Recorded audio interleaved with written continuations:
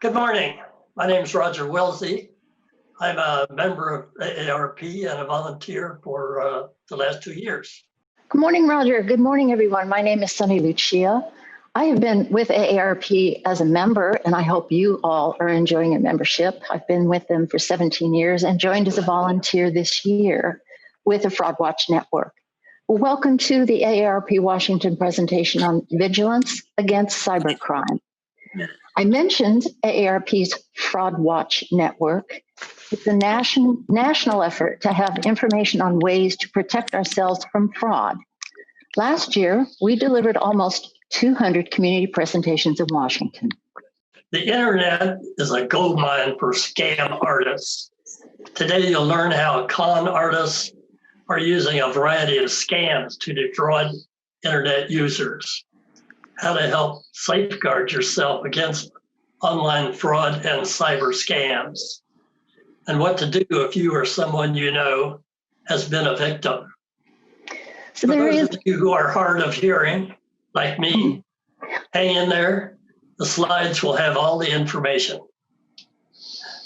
and we do have a lot of information for you today. So to ensure that we have engaging time together, everyone has been placed on mute. We will have an opportunity for questions and answers at the end of the presentation. Back to you. Okay. Thank you, Sunny. Now, without any other information at this time, we'll welcome our speakers, Kate Tomlinson and Don Kuhlman. Thank you, Kathy and Roger. My name is Kay Tomlinson, and I'm a volunteer fraud watch specialist with AARP. I've been doing this for about 2 years now. I live down in the South Sound, Pierce County, in the Lake Taps area, and I'm so happy to be able to be with you today. Thank you all for joining us. So we know that identity theft and other forms of online fraud are a current and growing problem here in our country. So according to the FBI, just in 2019, there were over 467,000 complaints about online fraud and scams. And of those scams, over $3.5 billion with a B was lost. And unfortunately, we know that that's just a small number of the actual fraud that's occurred, that which has been reported. So as Roger said, the internet is a gold mine for scam artists. And they're going to use every tool in their scam box to take advantage to try to get your money and your personal information. So let's get started and dive in and take a look at our agenda for today. So we're going to talk about how to stay safe online, and that's going to talk about everything from browsing to, I know everyone's favorite, password security, some words on social media, and even if you're not on social media, it's a pretty good bet that your kids and your grandkids are on social media. We're going to touch briefly on the Internet of Things, all of the things in our homes now that can connect to the internet. Hey, Alexa, talk about financial security and email security. And then we're going to spend a bit of time on our current coronavirus pandemic and the COVID-related 19 scams that are just proliferating. And I know that you'll all have an interest in that. So hang in there with us. We have a lot of information for you. And I'm going to turn it over to my co-presenter, Don Kuhlman, and he's going to jump right in on how to stay safe online. Hello, my name is Don Kuhlman. Thank you, Kay, for the introduction. I'm going to talk about general cyber hygiene. Just as practicing good hygiene helps reduce risk to your health, exercising good cyber hygiene should reduce your risk when you're online also. Let's review the habits and precautions you need to adopt in your online life to ensure good cyber hygiene. Like the physical town you live in, the best way to avoid trouble on the internet is to stay away from the bad locations where trouble is often found. While this probably isn't much of a problem for many of you, visiting children or grandchildren can always ask to use your systems or your devices and still expose you to those problems. Historically, websites that deal in pornography, online gambling, unofficial mobile device application stores, and pirated games are all prone to host malware. That's not to say that you can't get bad stuff from any other website, just that these types are often found to harbor malware and other bad things. The three major browsers most people use are now rolling out logic to warn you if you try to go to a website that may be unsafe. If you get one of these warnings when you're browsing the internet, don't go to that site unless you're absolutely sure it's safe. And cyber criminals tend to hang together just like other groups. So avoiding trouble also means not visiting sites that cater to them, such as hacking forums, dark websites, and online marketplaces that host pirated software, hacking tools, drugs, and other questionable activities and goods. Limiting the personal information you make available on the web, especially in social media, to what you absolutely need is important. This includes profile information used to identify yourself on social media. We'll talk more about social media in a few minutes. Most of us have heard enough horror stories and warnings to develop a sixth sense of sorts when things may be dangerous. So listen to that little voice in the back of your head when it tries to warn you what you're about to be doing is something unsafe. Remember that even if you follow the safe browsing rules, others you allow to use your devices may not. This especially applies to visiting kids and grandkids. So use caution whenever you let others use your devices. If you get a pop-up message asking you to allow a new program to be installed, don't press OK unless you have asked for it. And know what it's supposed to do. A good rule of thumb is if you didn't ask for it, delete it. That goes for anything you receive, an unsolicited email, a text message, or even an application. Many hackers will try to capitalize on your confusion at receiving an unsolicited email or text to install unwanted malware. Another point is if you don't use it, remove it. Periodically go through your computer or your smartphone or your tablet or whatever device you use and see what programs you have installed. If you don't know what it is, consider removing it. But be careful. Sometimes you might accidentally remove a printer driver or something. So make sure whenever you remove files that don't remove ones that you actually need. An increasing number of sites are offering means of protecting your accounts in addition to the standard passwords we all use. This is called actually two-factor authentication. These enhanced protection programs will send you a text or email with a confirmation number you enter after you've entered your password. Others ask secret questions to make things more secure. Periodically, you need to change your password and secret questions to make things a little more secure. Once a year is a good starting point. Don't forget to change any password that you think has been compromised. I'll turn it back over to Kay now, and she's going to talk to you about password security. And I know this is everybody's favorite topic is passwords. Usually folks roll their eyes when we start talking about this. And it used to be that we were always told to create a strong password, we needed to use uppercase, lowercase, numbers, symbols, to try, different words that had a meaning to us. But really, cyber experts as well as government cyber experts are now saying, don't use a specific word or phrase that you would find in a dictionary. Use a phrase that's unique, something that means and makes sense to you. An example here in red is AARP is #1 in fighting fraud in Washington State, ! And so you can see that you don't want to type that every time you go to a website. So we're just using the first letter of each word along with those symbols and that number. There's a company that tracks the bad passwords that people tend to use. And I'm sorry to tell you that for the past 10 years, the most frequently used bad password is 123456. So how easy would that be to hack? If you had a strong phrase that's abbreviated as this example is, how long is a fraudster going to spend trying to get into your account to find your password when they know there's probably several folks that are using that 1, 2, 3, 4, 5, 6? And also remember, never use the same password across multiple sites. Even if it seems like a very innocuous site that shouldn't be a problem at all. If a scam artist can get your password into one site, they're going to check all the financial sites to see if they can get in. And several folks are now using what's called a password manager.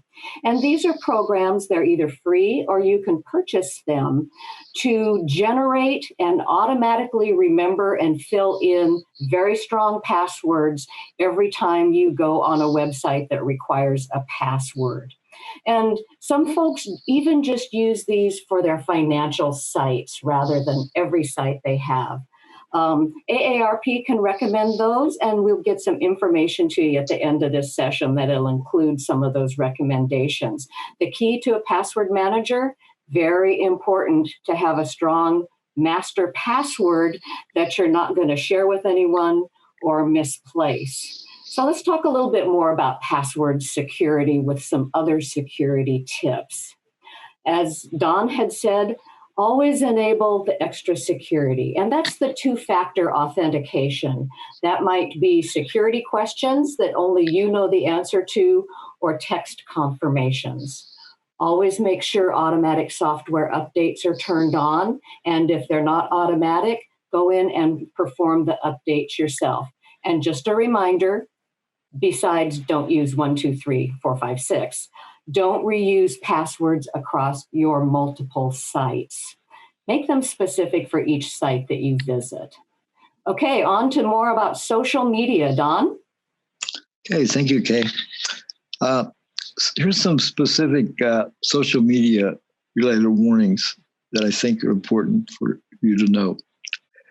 Most importantly, remember, posting your day-to-day activities and personal and family information to publicly available social media may seem natural, but you're giving anyone with bad intentions access to a lot of information that can be used to target you and your connections.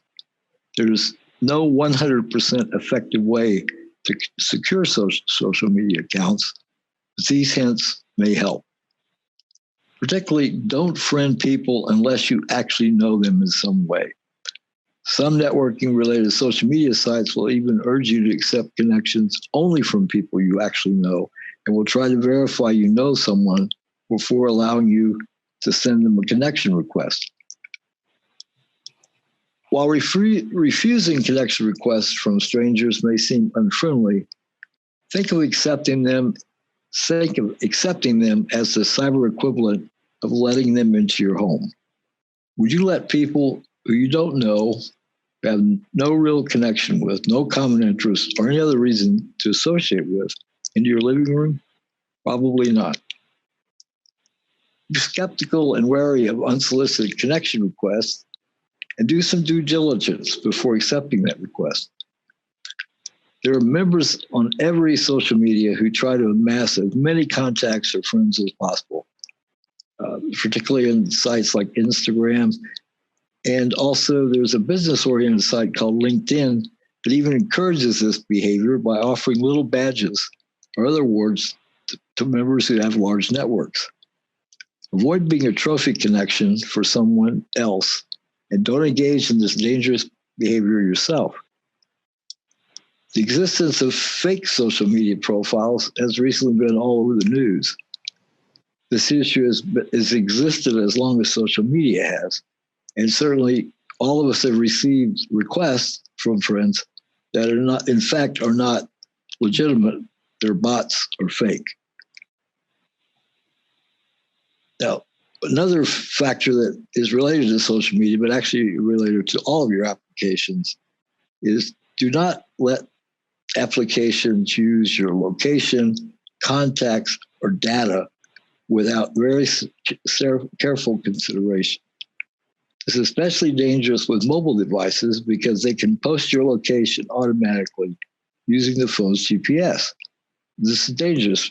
If a criminal wants to break into your house, they can find out you're not there and know exactly when to go. Sharing your contacts or data with one of the applications you commonly use may seem benign, but it might allow a cyber criminal a portal to your associates or personal data if that application is compromised. And lastly, don't use the join with Facebook or join with Google or join with other similar shortcuts to share or link your accounts. It may make it easier to share your network news with your Facebook connections, but it also can provide an easy path into your other accounts if one of them is compromised. Let's talk some about scams that can occur when you're using public Wi-Fi. And again, we strongly urge you not to use public Wi-Fi. I should say never use public Wi-Fi for any commercial transactions or contact your financial institutions. Always make sure you secure and also make sure your home network is secured with a password. The scam we're going to talk about is the man in the middle scam. And here's how it works. A man in the middle attack is a form of eavesdropping where a scammer using an unsecured or poorly secured router intercepts your signal, or by installing malware, hacks into your computer or smartphone to intercept your connection or your communication with others. The attacker can then alter your communication to gain access to passwords or account information. After that happens, the criminal can alter the communication with your bank or credit card company so that funds go to his account instead of your intended, cashes out investments, or even orders goods using your credit cards. So that's why it's important to pay attention to making sure that you do not use public Wi-Fi for those type of transactions. And Kay is going to speak to us. Oh, sorry, I have Internet of Things. Sorry, got lost there. Excuse me. I'm going to talk about the Internet of Things. It's startling how many appliances and commonly used home devices want you to connect them to your home network today. Alarms, surveillance cameras, home assist, such as Alexa, smart TVs, home appliances like refrigerators, washers, dryers, and even hairbrushes all urge you to hook them into your home network. The problem is that devices like these, commonly called the Internet of Things, are often not very well secured to begin with and frequently don't have instructions on how to connect securely to your home network. You can do things to secure your smart home, however. First, ask yourself if the device really needs to be connected. I would wonder, why would I need to connect my hairbrush to my network? Next, always create unique passwords and use two-factor authentication if available. Remember, each of these devices gives a cyber criminal a possible doorway into your network, so it's important to protect them and not use the same password on each one of them. And if possible, always set up a dedicated network on your Wi-Fi router or Internet of Things devices. So now I turn it over to Kay, who's going to tell us about how to stay safe financially online. Oh, thanks, Don. And you can see by the basics that are listed on the screen here, a lot of these are things that Don and I have already talked about: public Wi-Fi, strong passwords, that two-factor authentication, and keeping your programs up to date. So the basics apply for financial security as well. We highly recommend that you monitor your bank accounts regularly. Even if you don't do online banking or pay your bills online, for example, make sure you sign up for access to your accounts online so you can check them more frequently to make sure that all is well. And many times folks are reluctant to sign up for online access to their accounts, or they're reluctant to bank online because they feel like it's not safe.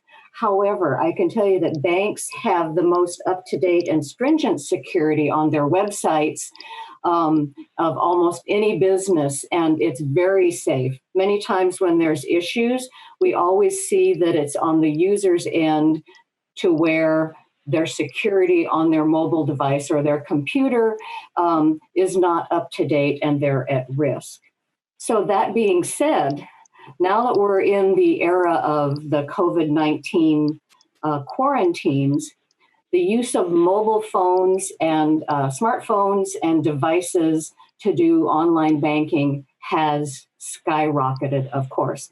We can't necessarily just run down to the bank anymore if that's what we're used to doing. So the key here is to follow the FBI recommendations. They've just put out an alert notifying folks that, of course, more mobile access to online banking and the scam artists are all over it. And so make sure that when you download an application for your banking, make sure it's from a trusted site, hopefully from your institution. And then also use that two-factor authentication to avoid risk even further to protect yourself. And something to keep in mind, you'll see on the graphic here, the little log on to your accounts, remember my ID is circled in red. Sometimes this is pre-checked for you as a convenience. If it is, uncheck it. You do not want to tell the computer or your device to remember your ID. If a fraudster gets your ID, all they need then is your password. They're already halfway there. And if your password's, 1, 2, 3, 4, 5, 6, you can see how easy that would be. Always uncheck, remember my ID. So let's talk some more about financial security on the next slide. A good way to protect yourself and really keep up on what's happening for yourself financially is to check your credit reports frequently. Now, this isn't your FICO score. These are the credit reports from Equifax, TransUnion, and Experian. There's a fourth credit bureau you can see as well. But you can go to annualcreditreport.com to get free copies, and you can rotate these. Every 3 or 4 months, request from each of the credit bureaus just to make sure that there's no unauthorized activity on your report. And we highly recommend taking the step, contacting these bureaus and freezing your credit. So what that means is if your identity or information is stolen, a fraudster isn't going to be able to go down and buy a car in your name, because when the dealership contacts the credit bureau, it's going to tell them their credit report is frozen. You can't give them credit. Of course, that means you can't get credit until you unfreeze your report to go buy your new car. But at the same time, it's an extra layer of protection. Many people are even freezing their children and grandchildren's credit at this point. They have social security numbers, and their identity can be stolen as well. So something to think about for your family. Also, if you do any shopping online, like I do, make sure you have a designated card for that online use. One card, and it's much easier to keep track of your purchases that way and make sure all is well. And when we say be cautious where you use your card, that's not just online for websites where you think you might want to buy something, but if you're at an ATM machine, if you're getting gas and paying with your credit card. If something looks a little strange from that skimmer where you slide or input your card, it's a little loose, or it looks like there's a seal that's been broken, don't use it and report it, because potentially the scam artists have co-opted that to get your card information. And probably one of the least popular things that we talk about is we recommend limiting or eliminating use of debit cards. And I know a lot of people love their debit cards. I used to use it all the time. And why is that? And so if you use your credit card for purchases and your information is stolen, you're you're only liable for the first $50 of fraudulent charges. And if you've been a customer of that company for probably more than a minute and a half, they're going to waive that too. However, for your debit card, banks are not legally required to cover your fraudulent losses. Some will up to a certain point, but they're not required to do that. So really consider limiting or totally eliminating the use of those debit cards. Okay, Don, time for go fishing. Much to the chagrin of the U.S. Postal Service, email has become the primary form of written communication between most parties these days. Not only is it a form of communication between parties, it's become the preferred form of communication with many businesses. I think most of you have received notices from your bank and different credit accounts you have asking you to go paperless. So they will send you all the information online. And so I think many of you have also heard the term phishing related to these emails. So what is phishing and how can you spot and defend against it? Phishing is the act of sending an unknown recipient a fake email or text, frankly, recently more text than emails, in the hopes that the recipient will open the email text and click on an attachment or link in the body. And by doing so, they are then forwarded to a website asking for personal information or their computer or smartphone or whatever, or their device is infected with a virus or other malware. Phishing emails can range from being almost comical with their crude grammar, spelling, and punctuation to extremely convincing and realistic, enough to even fool an expert. The FBI considers phishing as one of the 4 top cybercrimes. Although today we're focusing on email, phishing can take place from software, advertising, and social media as well. The master hacker Brett Johnson, who is sometimes referred to as the godfather of the dark web marketplace, claims that over 90% of all cases of identity theft got their start from phishing. So some experts believe phishing and spam emails and texts make up more than half of the traffic on the internet today. It was very interesting. There was a survey conducted by an organization called security.org recently of 1,000 people. And of those people, 88% said that they could identify a phishing email on site. But the reality was only 5% of them were actually correct. So as you can see, it's very easy for us to think that we know that it's phishing attempt, but in reality, we may not know. So let's take a look at this particular example. This is an email that was sent to one of our members, and it was mimicking a Facebook notice. So as you look at this email, there are 3 indicators here that it is not a legitimate email from Facebook, and in fact, maybe trying to set you up for harm. First off, if you look at the return email, the top red, it's not a Facebook address. Also, if you hover your cursor over the links in the body of the email and look at the bottom left corner of the browser window, you can see where clicking on that link will take you. And in the case of if you're using a tablet or a device where you do not have a mouse, you can hold your finger over the address, not click it, but just hold over it, and you'll also see the same thing.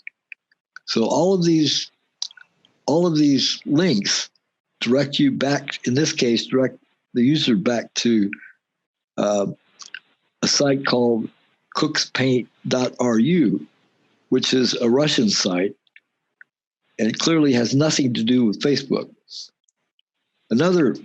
Finally, if you look at the top, you'll see the message is written to be read terrorist. Ignoring the poor English, what's with that extra word terrorist? This is a trick phishing scammers are using to try to fool programs that try to catch spam and phishing emails before they get to your inbox. If you see an email with a random word attached to the subject line, that's a dead giveaway that the sender is trying to evade anti-spam tools, and the email probably should just be deleted anyway. In fact, that's what we want you to do with any suspicious email or text you get. Delete it. Don't click on the unsubscribe button, in this case, at the bottom of the email. Like in this example, it might take you to a bad website. At the very least, it sends a response back to the scammer that this is a live email address. It might be worth more effort. One thing is it won't unsubscribe you for future phishing emails.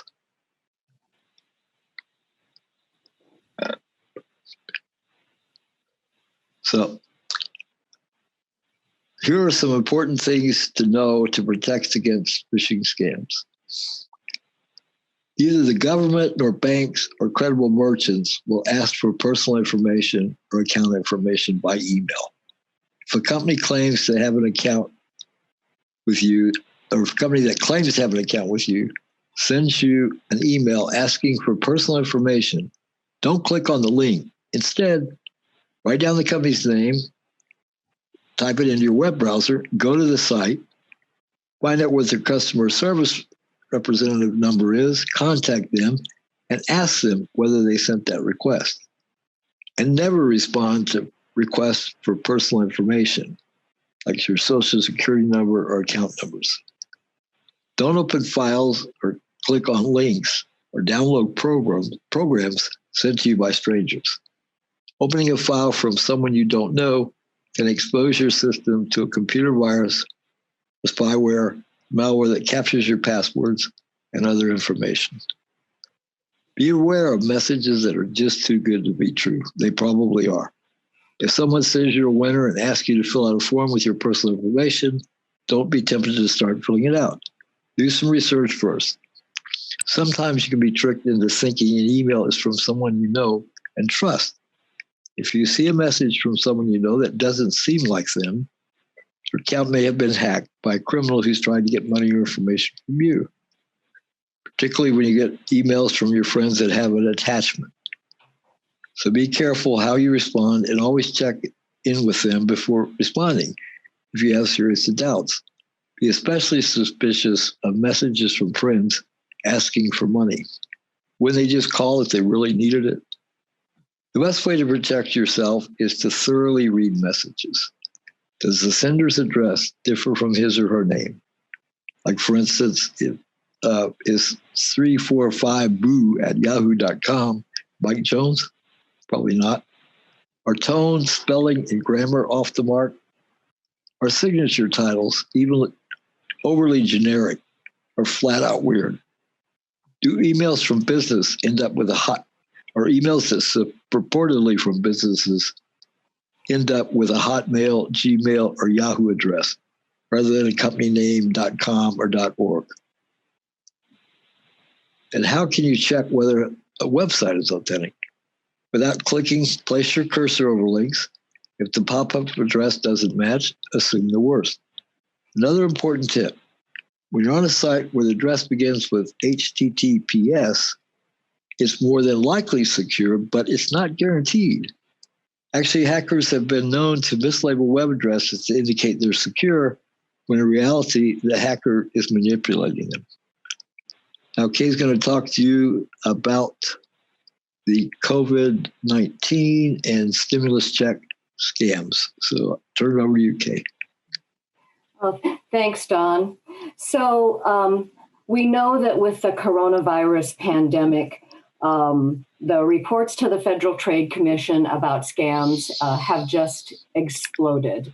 And the fraudsters are after the same thing as what we've been talking about already this morning, your money and your personal information. We're going to talk about some of these specific scams, some of which are on the screen right now that we'll talk about.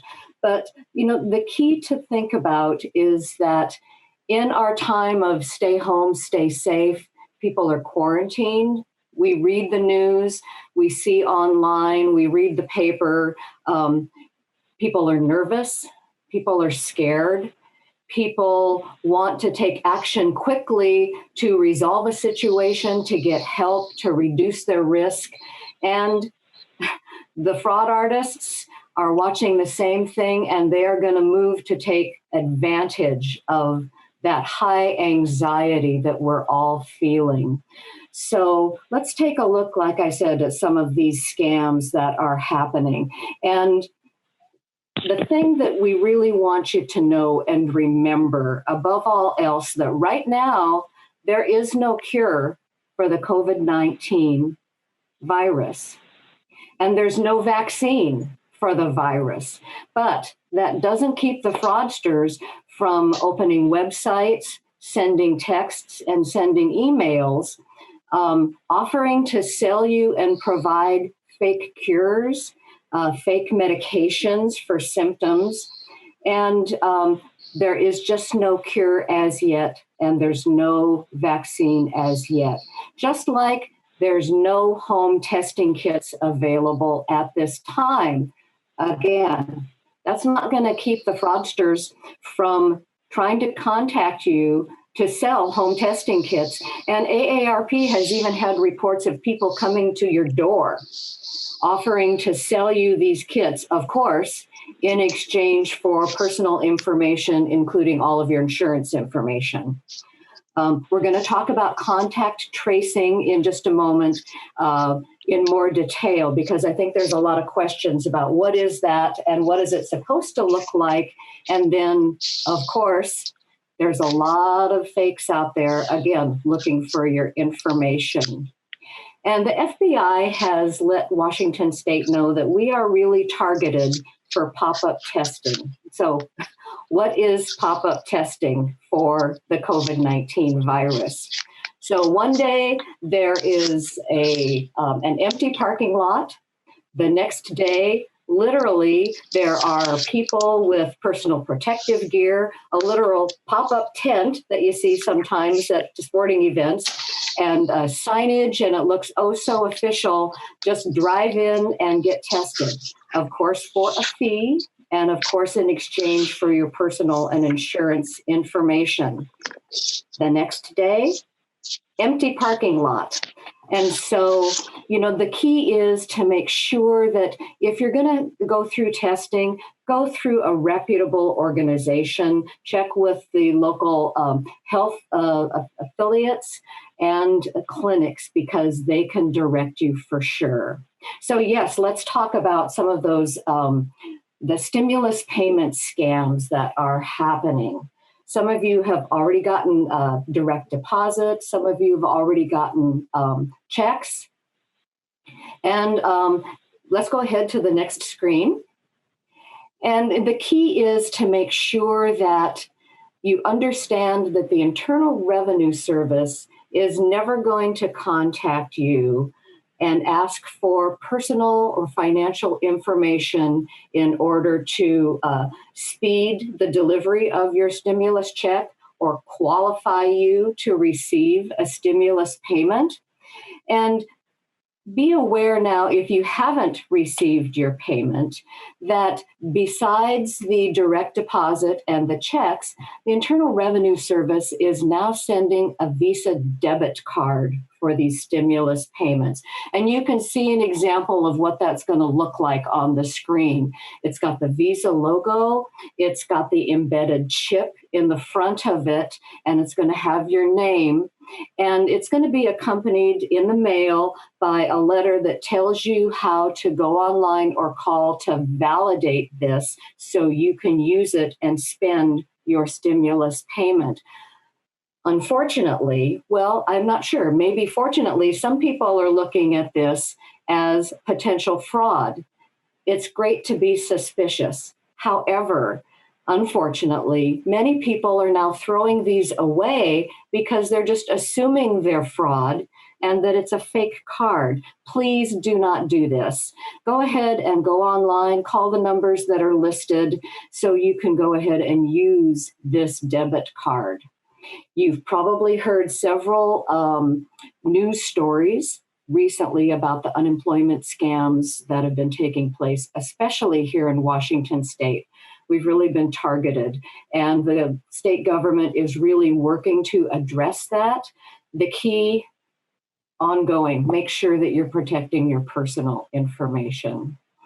And, in this times of coronavirus, small businesses are really hurting.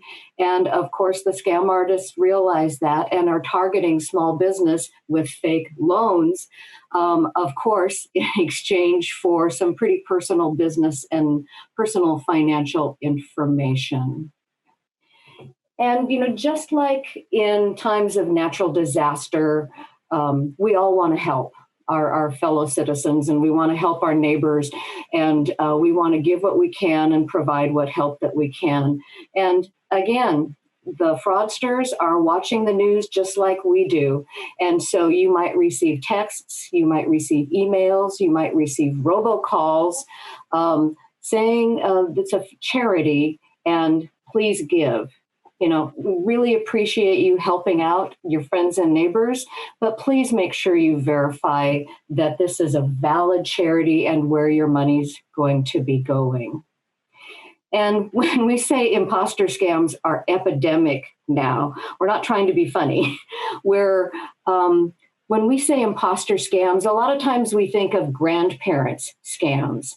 You get a call, it's your grandson supposedly, and they're in jail, and now you need to pay $2,000 to get him out of jail. Of course, it's a scam. However, now the new imposter scam is you get a call and your grandson has the COVID-19 virus and needs additional medical care and doesn't have the money. Please send $2,000. Again, this is a scam.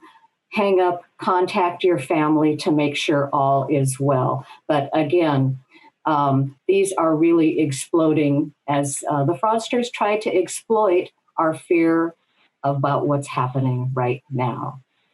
So let's move on and talk a little bit about the contact tracing. And I think it's valuable to spend a couple minutes on this because I'm not sure how familiar folks are. It's pretty new. And what this is the way that the health department can contact folks that have been exposed to the COVID-19 virus and might not know it, and then track that, give them information, and help them with services to be able to stop the spread or at least control the spread of the virus. So, for example, if someone starts having symptoms of the COVID-19, they're going to quarantine to stay safe and keep their friends and family safe. And they're going to get tested. And of course, a valid test site, not a pop-up test site. And if they are tested as positive, they're of course going to be advised to isolate for the correct period of time quickly, and they're also going to be asked to provide a list of people that they have been around recently. The health department is going to take that list and they're going to identify those contacts. So if my friend has tested positive, I might get a call from someone that is a healthcare professional, someone who is a member of the National Guard, someone from the Department of Licensing who's been specially trained to contact me and advise that I've been exposed to COVID-19. I'll be asked for my date of birth, my address, and my race or my ethnicity. And this is used confidentially, like I said, to track the spread of the virus. This interview process is voluntary. I don't need to do this if I'm uncomfortable. And this is where the scam artists come in. They'll contact you and say, you've been exposed. And by the way, you need to tell me your social security number, your financial information, your immigration status. A real volunteer that is tracking this COVID spread is not going to ask you those questions. They will not. They're going to provide resources and information for you. And if you've been exposed, they're going to ask that you quarantine yourself and get tested. But again, If you're asked for that personal information, such as your Social Security, hang up. These folks are going to contact you by mail or by phone, but if they can't reach you by phone, they're going to contact you by mail. And then again, if I test positive, the whole cycle starts again. So let's give you some resources real quick to reduce your risk.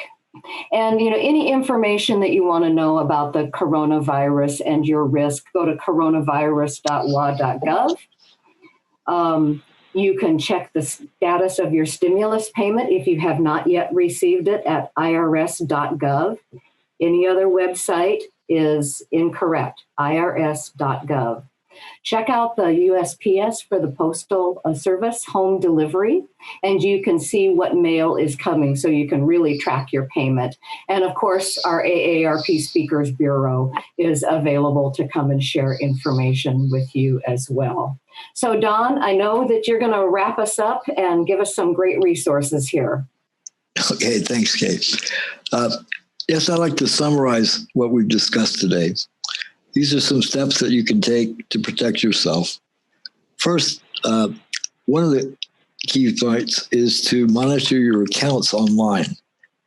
And we recommend you do this frequently, maybe as much as once a week, certainly at least once a month. Make sure you secure your passwords, that you're using unique passwords for each site and that they're strong passwords. Next, protect your, we say computer here, but actually it's protect your device, whether it's a computer, a tablet, a smartphone. Make sure that it's all of the software is up to date and that the operating system is current. Next, control your surfing. Make sure you don't go to the wrong places on the internet. Watch for fake connections. And lastly, beware of phishing scams.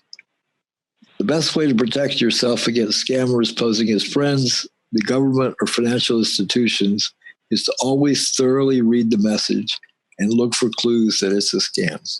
We talked about earlier all those different clues, so be aware of those.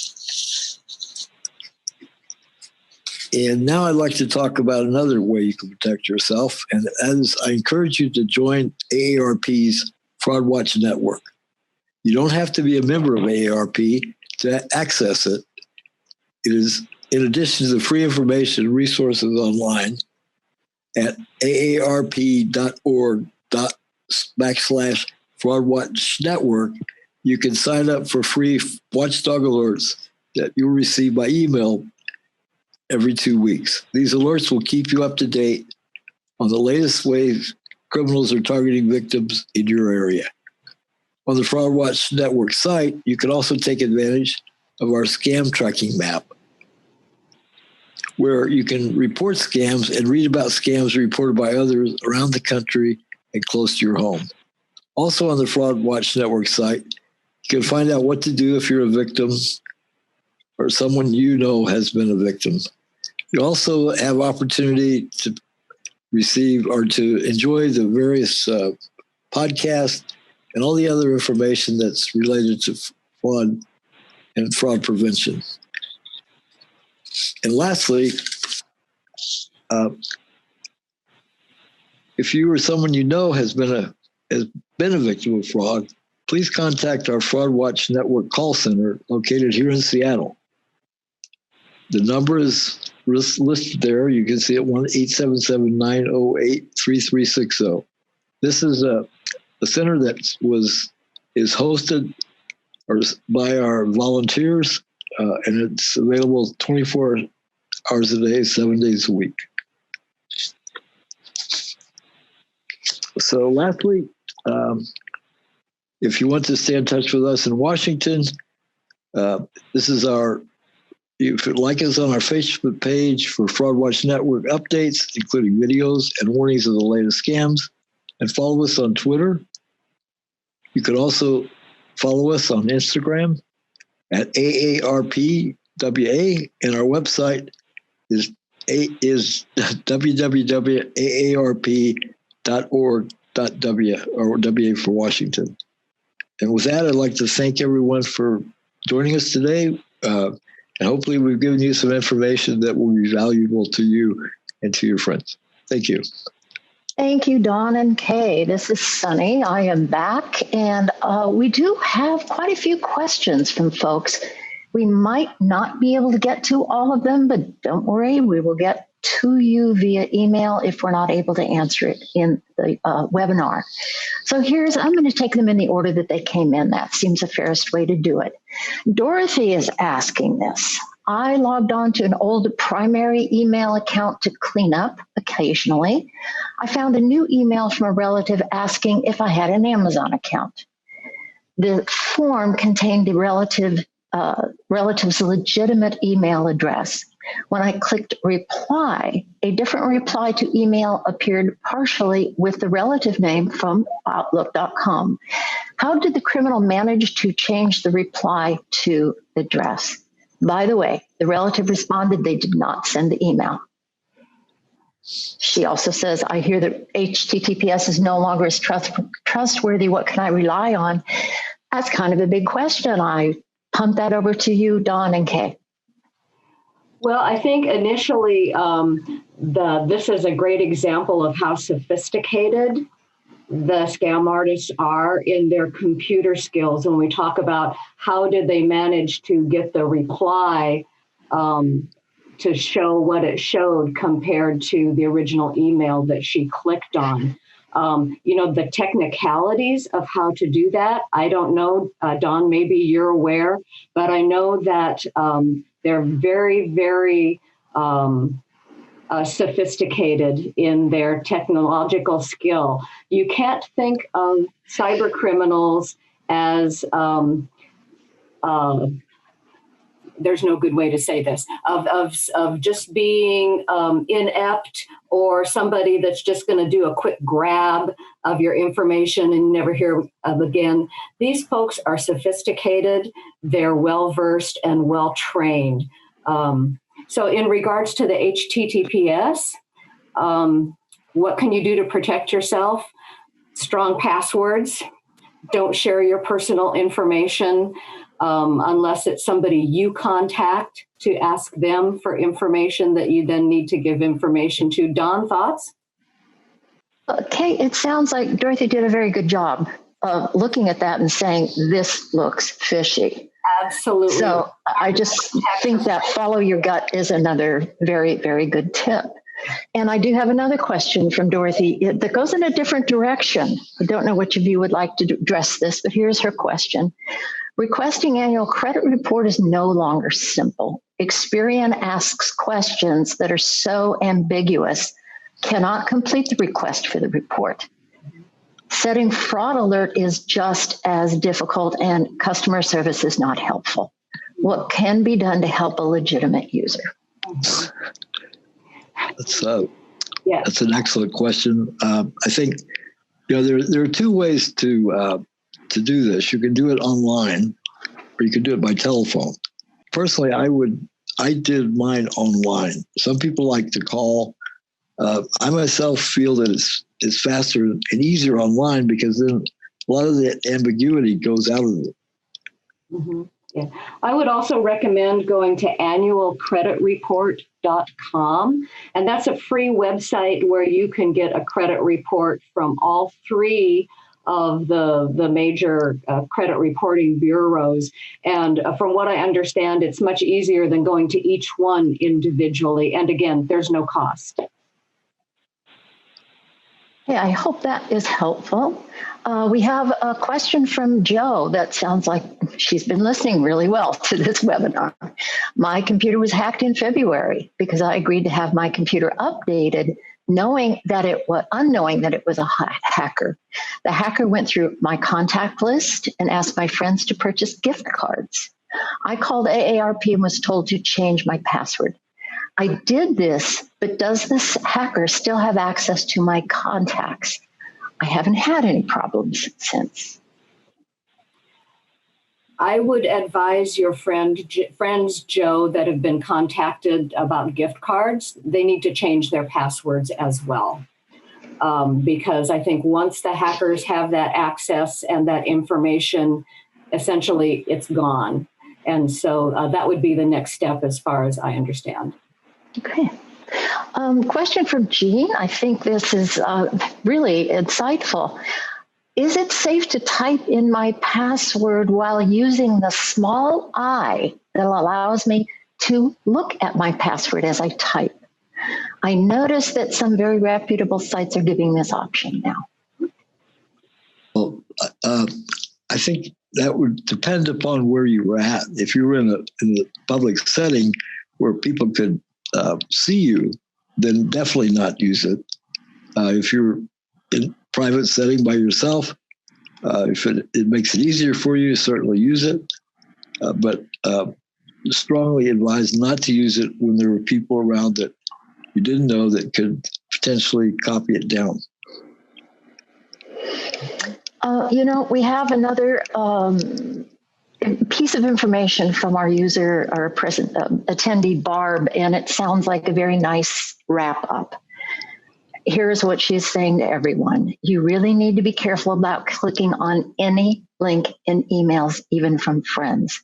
Sometimes a virus can piggyback on their email and bomb your device. Just saying. That sounds like a nice wrap up. We have had a tremendous group here. We've had over 70 people. Very grateful for that. And let me turn this over back to Dawn and Kay for your farewells. And maybe a little bit more information.